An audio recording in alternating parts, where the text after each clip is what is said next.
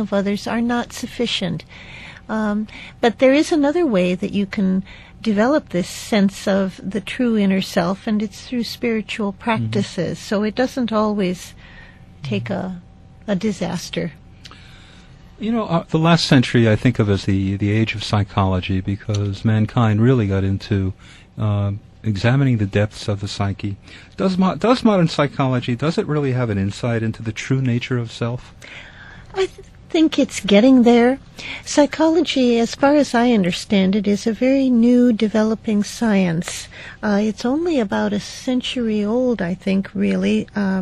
So it's developing, but one of the contributions of psychology has been the recognition of the duality of the self, that there is an outer being, what we know as the personality, with its talents, its attributes, its shortcomings, and so on. And then psychology has recognized a more hidden component.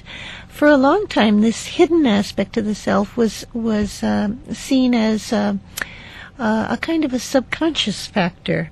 Freud said that this subconscious aspect to ourselves was conditioned by sexuality. Then Carl Jung came along and said it was conditioned by the past, by various buried factors, events, traumas in the unconscious. And more recently, psychologists like Roberto Assagioli have seen this other subjective component as a higher self. Yes, and it's this higher self, the recognition of the higher self, that I think is really getting back to the core of what a human being is. And that has not really been recognized or given enough weight or value.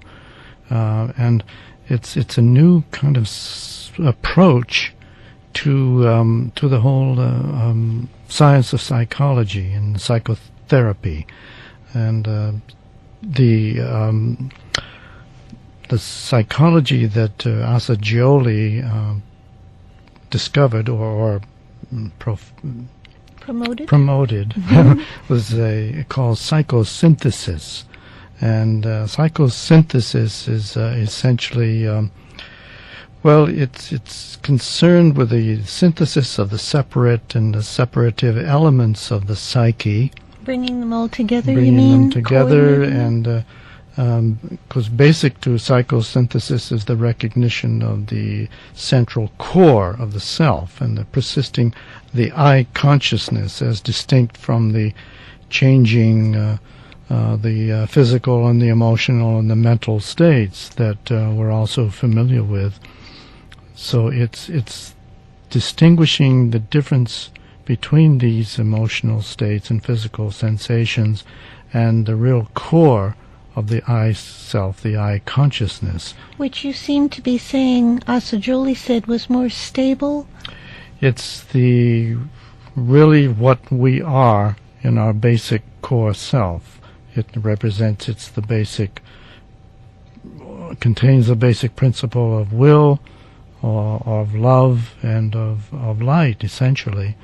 And this is what must eventually come through. And if we can strip away all of the outer layers of the onion, we get to that core. I think there's something very liberating in the thought that we have this inner core of stability, because with the pressures of modern life, many people feel so stressed and so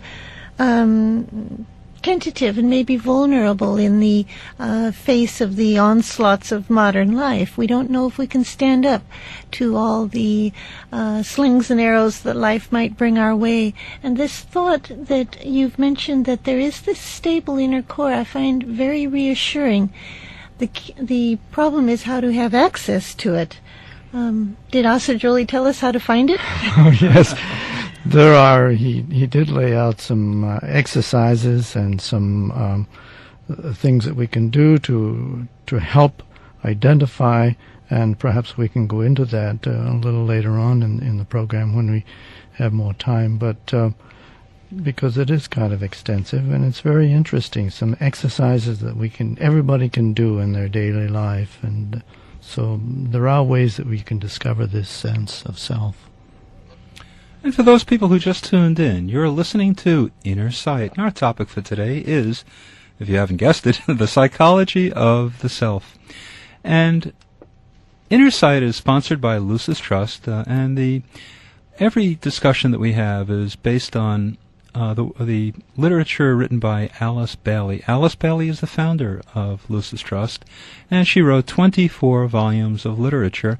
And this particular discussion that we're having today on the psychology of the self emanates primarily from one of her books called Esoteric Psychology. And by the way, if you want to order Esoteric Psychology, if you'd like that book, give us a call at 1-866-695-8247.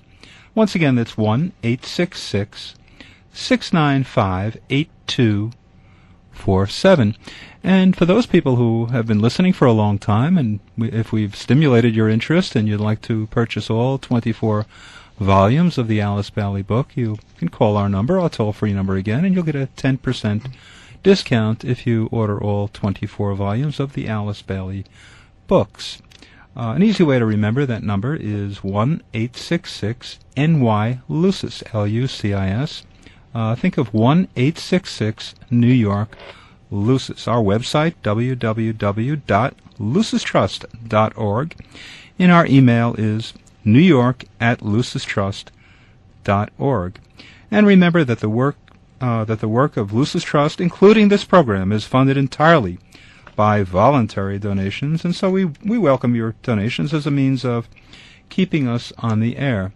I'd like to return to our discussion at this point, and can you think of some images or metaphors that would help us to understand the self, because the self is so complicated to understand. A lot of people will say their name. When you ask them who they are, they'll say, well, my name is Robert Anderson, and certainly we have many layers to us. There's one image or metaphor is given to us in the Upanishads, the ancient Hindu texts, and it's the image of the chariot and the charioteer. Mm-hmm. The physical body is the chariot, we could say. The road that chariot is traveling is the metaphor for the sense objects, the things that we perceive around us. The horses that pull the chariot might be our senses themselves. And the reins of the chariot are the component of the mind, the directing principle. The driver is the wielder of the reins, the determining decision maker for which way the reins will drive the chariot. And behind all of that, or above all of that, is the master of the chariot, which is in full authority of where it's going but never lifts a finger. And I find that aspect of the higher self, the soul, which is aware of all that's going on in the world, the road we're traveling, the objects that we're perceiving and all, but never lifts a finger, never gets involved in the actual hands-on aspect of living. I find that image of the chariot kind of meaningful. I don't know if Dale has other examples. Yeah, there is another metaphor that's a little closer to today, and that's the idea of a movie projector. In a movie projector, we have a very bright light that shines its light onto the screen, and it projects its light onto the screen. And so here we have an analogy, if you will, of the higher self being like the bulb, the very intense bulb in the movie projector, projecting itself actually onto the movie screen, the light beams, and the light on the screen would be likened to the outer self, the little self. And then, of course, the film, as the film goes by, and all the images that are projected on the screen, these are like all the outer trappings that block the showing of the light. So we have three elements here: the higher self, the lower self, and all the sensations and the emotions and that are symbolic of the images on the screen.